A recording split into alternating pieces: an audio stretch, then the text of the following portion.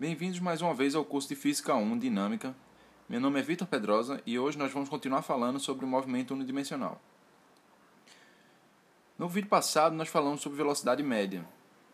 Hoje nós vamos falar sobre velocidade instantânea, que é uma extensão do conceito que a gente viu para velocidade média, agora tratando intervalos de tempo realmente muito curtos. E para isso a gente vai precisar de um pouco de cálculo. Vamos começar com um exemplo aqui, em que nesse exemplo a gente tem a posição da partícula, dada para um tempo t qualquer, x de t igual a 5t ao quadrado, e eu quero saber qual é que é a velocidade da partícula quando t é igual a 1 segundo. Bem, por enquanto a gente só viu só a velocidade média, então vamos começar tendo uma intuição de qual deve ser a velocidade instantânea através de cálculos de velocidade média. Vamos primeiro calcular a velocidade média de 0 até 1. De 0 até 1, a velocidade vai ser dada por... A velocidade média vai ser dada pela posição final menos posição inicial, dividido pelo tempo final menos tempo inicial. Δs sobre ΔT, ou Δx sobre ΔT nesse caso. Posição final é 5 vezes o tempo final ao quadrado, menos 5 vezes o tempo inicial ao quadrado. Essa conta daqui vai dar 5 dividido por 1, que é 5 metros por segundo. Certo? Essa é a velocidade média de 0 até 1. Aí eu posso perguntar, qual é que é a velocidade média de 1 até 2 agora? Será que ela continua a mesma? A velocidade média de 1 até 2 vai ser similar ao que a gente acabou de fazer, mas onde eu tinha colocado 1, agora eu tenho que colocar 2. Onde eu tinha colocado 0, agora eu estou colocando 1. Porque o tempo final agora é 2 e o tempo inicial é 1. Para esses dois casos aqui, o ΔT foi igual a 1. De 1 para 2, ΔT é igual a 1. De 0 para 1, ΔT é igual a 1.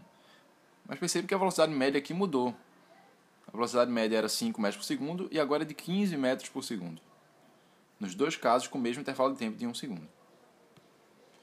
De 0,9 até 1, porque eu posso agora... Eu não quero o tempo, a velocidade para um intervalo de tempo. Eu quero a velocidade para um tempo t igual a 1. Eu quero a velocidade instantânea.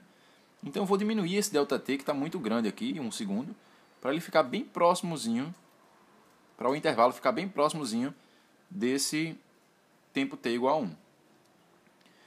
Fazendo isso, eu vou encontrar que a velocidade média agora foi de 9,5 metros por segundo.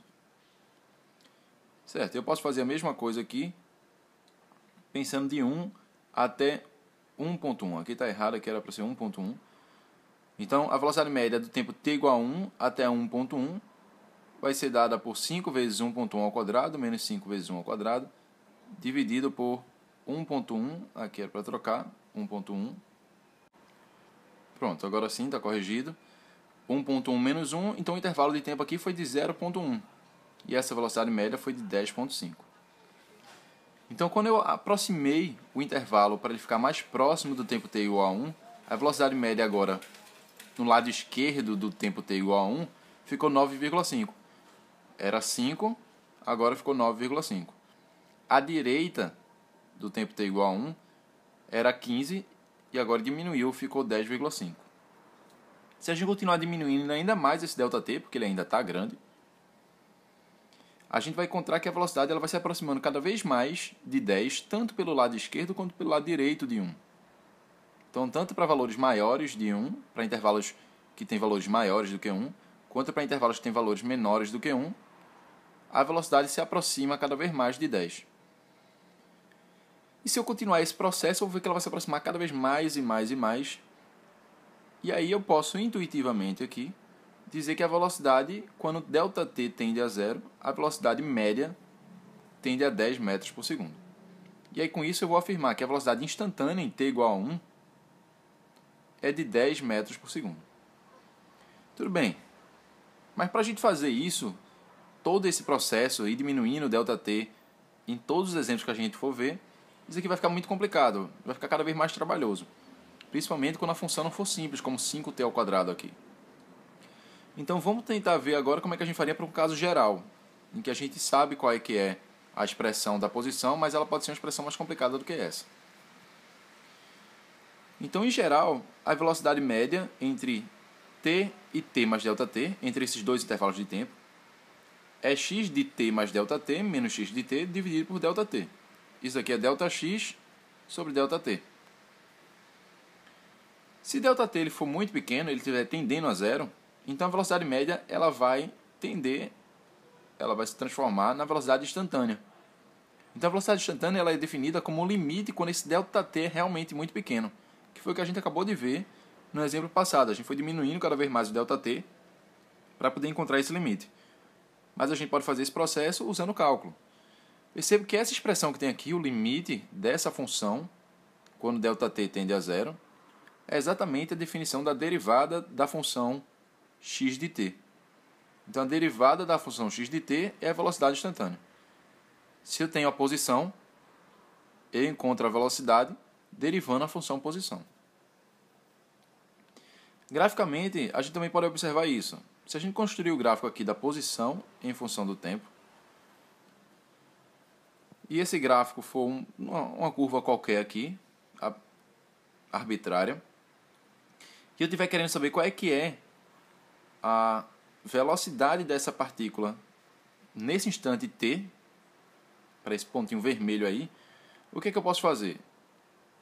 Eu posso calcular a velocidade média entre t e t mais ΔT. A velocidade média vai ser ΔX sobre ΔT. ΔX sobre ΔT, se vocês olharem para esse triângulo que foi construído em amarelo aqui, ΔX sobre ΔT é a tangente de um ângulo alfa desse triângulo daqui. Então, a tangente desse ângulo alfa é igual à velocidade média.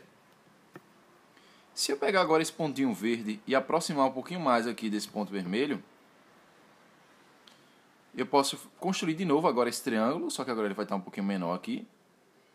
E, novamente, a velocidade média vai ser ΔX sobre ΔT. ΔX sobre ΔT, novamente, é a tangente desse ângulo alfa. Se eu aproximar ainda mais esse ponto verde, de modo que ele fique praticamente em cima do ponto vermelho, aquele ângulo alfa ele vai continuar existindo, vai ser diferente de zero, em geral. E agora eu posso interpretar a velocidade como sendo a inclinação dessa reta amarela aqui. Essa reta amarela é a reta tangente ao gráfico, tangente à curva aqui, x de t. A inclinação dessa reta tangente é dada pela tangente desse ângulo alfa aqui. A tangente desse ângulo alfa é a velocidade. Como a gente tinha acabado de ver nos outros exemplos, isso aqui é um limite, então, para quando o ponto vermelho e o ponto verde praticamente coincidem. Vamos fazer um exemplo aqui para ficar um pouquinho mais claro. Esse exemplo diz o seguinte: se a posição de uma partícula ela é dada por x igual a 4 menos 12t mais 3t ao quadrado, com t em segundos e x em metros, qual é a velocidade da partícula em t igual a 1? Então, a primeira coisa que a gente tem que fazer é descobrir qual é a velocidade da partícula para um tempo t qualquer. A velocidade da partícula, como a gente acabou de ver, é a derivada da posição com relação ao tempo. Se a posição é 4 menos 12t mais 3t ao quadrado, a derivada de 4 é 0, a derivada de menos 12t é menos 12, a derivada de 3t ao quadrado é 6t, então a velocidade vai ficar igual a 0, que eu não coloquei aqui, menos 12 mais 6t. Essa é a velocidade da partícula para qualquer instante de tempo t. Ele não perguntou para qualquer instante, ele perguntou para um instante específico aqui, t igual a 1 segundo. Então eu vou substituir t igual a 1 segundo nessa função. Quando eu coloco t igual a 1 aqui, eu vou ter menos 12 mais 6. Menos 12 mais 6 vai dar menos 6. Como ele disse aqui no problema que o tempo está em segundos e o x está em metros, então a grandeza, a velocidade, vai ter unidade de metros por segundo. Então a velocidade vai ser menos 6 metros por segundo.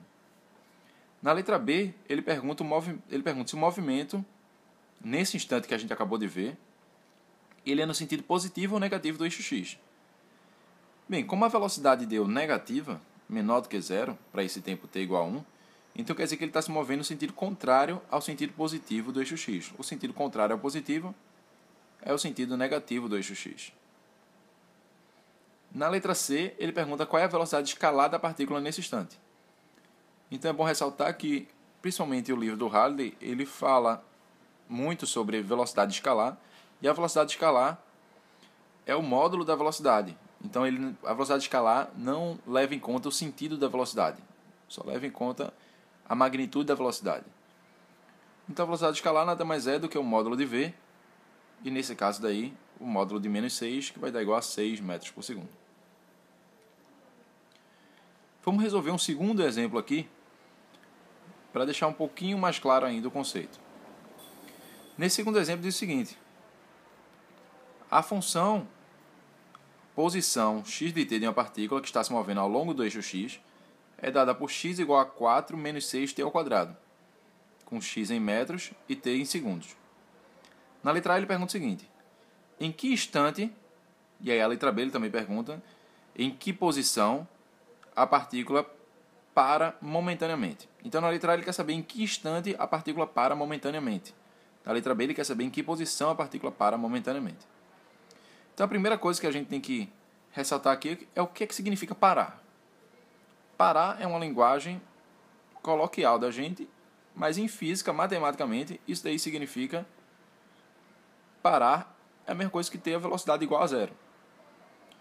Então a pergunta agora, a gente vai mudar a pergunta para ela ficar mais próxima de uma linguagem matemática, e a gente vai se perguntar o seguinte: na letra A a gente vai perguntar em que instante a velocidade da partícula é igual a zero.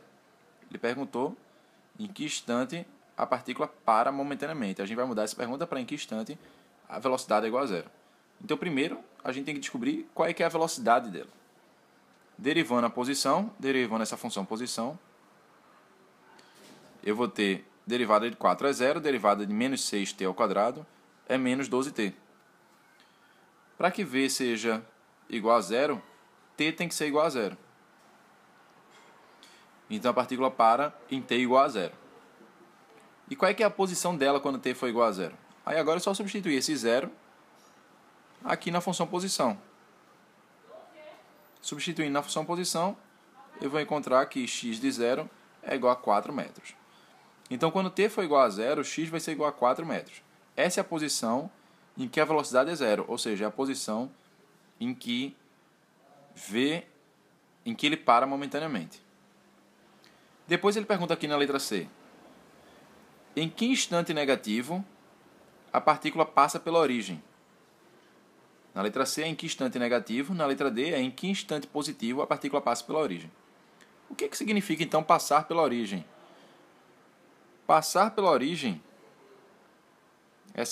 esse trecho daqui, em que instante a partícula passa pela origem, passar pela origem significa ele passar pela posição x igual a zero. Então eu vou mudar essa frase aqui, passar pela origem, por x igual a zero. Então a pergunta é: em que instante negativo e em que instante positivo x é igual a zero? Essa é a pergunta agora. Então eu vou simplesmente igualar x a zero. Quando eu igualo x a zero aqui, nessa função x de t, eu vou encontrar dois valores para t. T pode ser igual a mais ou menos raiz de 2 sobre 3. Se você resolver essa equação, você vai encontrar que t é igual a mais ou menos raiz de 2 sobre 3. Como na letra C ele perguntou um instante negativo, então é t igual a menos raiz de 2 sobre 3 segundos. Na letra D ele perguntou o tempo positivo, então t igual a mais raiz de 2 sobre 3 segundos. Depois ele pergunta o seguinte, ele pede o seguinte: na letra A ele diz: plote o gráfico de x em função de t para o intervalo de menos 5 a mais 5 segundos. Então a gente precisa começar a se acostumar a construir gráficos da posição em função do tempo, da velocidade em função do tempo, da aceleração em função do tempo, que vai ser no próximo vídeo. A gente precisa começar a acostumar a construir esses gráficos. Então primeiro eu vou colocar os dois eixos e nomear os eixos x de t e t. E colocar todas as informações que a gente tem aqui. Em t igual a raiz de 2 sobre 3, a partícula passa pela origem. Então x dela é igual a zero. Em t igual a menos raiz de 2 sobre 3, ela também está na origem. Então x é igual a zero. Percebam que aqui na vertical é o eixo x, na horizontal é o tempo t. E a gente sabe também que quando t for igual a zero, x é igual a 4. Então o gráfico tem que passar por esse ponto aqui também. Se a gente for completar esse gráfico, isso daí é um gráfico de uma parábola. E a gente vai encontrar algo similar a isso daqui. Uma parábola com concavidade para baixo. E ela tem que passar por esse ponto, e por esse ponto aqui, x igual a 4 está igual a 0. Depois ele pergunta o seguinte, na letra F. Para deslocar a curva para a direita no gráfico, nós devemos acrescentar à função x de t o termo mais 20t ou menos 20t. Então a gente vai fazer o seguinte, para responder essa pergunta. Primeiro a gente vai desenhar a função mais 20t. A gente está querendo deslocar para a direita, então a gente vai acrescentar essa função mais 20t. E se a gente acabar deslocando para a direita, a gente para nela. Se a gente acabar deslocando para a esquerda, a gente vê o que acontece com a função menos 20t. Quando eu somo esse mais 20t, eu tenho que somar para cada região aqui, para cada ponto desse gráfico vermelho, eu tenho que somar essa altura aqui do gráfico azul. Então aqui eu vou somar alguma coisa, ele vai subir. Aqui eu vou somar alguma coisa, ele vai subir mais ainda. Aqui eu vou somar mais ainda, ele vai subir mais ainda.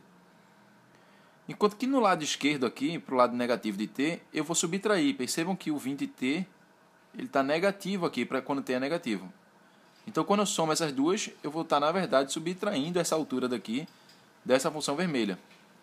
Então a função vermelha vai acabar vindo mais para baixo. E aqui mais para baixo, e aqui também mais para baixo. Quando eu construir esse gráfico, eu vou encontrar algo assim. Esse gráfico azul já é o gráfico da composição da função que eu tinha com a função mais 20t. Percebam agora que esse gráfico azul é praticamente igual a esse gráfico vermelho, só que ele está deslocado para a direita. Então, para eu deslocar o gráfico para a direita, eu devo acrescentar mais 20t e não menos 20t. E aí ele pergunta na letra G, então na letra F a resposta é mais 20t. Na letra G ele pergunta, essa modificação ela aumenta ou diminui o valor de x para o qual a partícula para momentaneamente? A partícula para momentaneamente quando está no máximo de um gráfico desse. No máximo ou no mínimo, aqui só tem máximo. E percebo que o máximo do gráfico azul ele está mais para cima do que o máximo do gráfico vermelho. Se ele está mais para cima, quer dizer que é numa posição x mais à frente do que a posição 4. Então, essa modificação aumenta o valor de x para o qual a partícula para momentaneamente. Nesse vídeo vamos ficar por aqui. No próximo vídeo começaremos a falar sobre a aceleração média instantânea de partículas.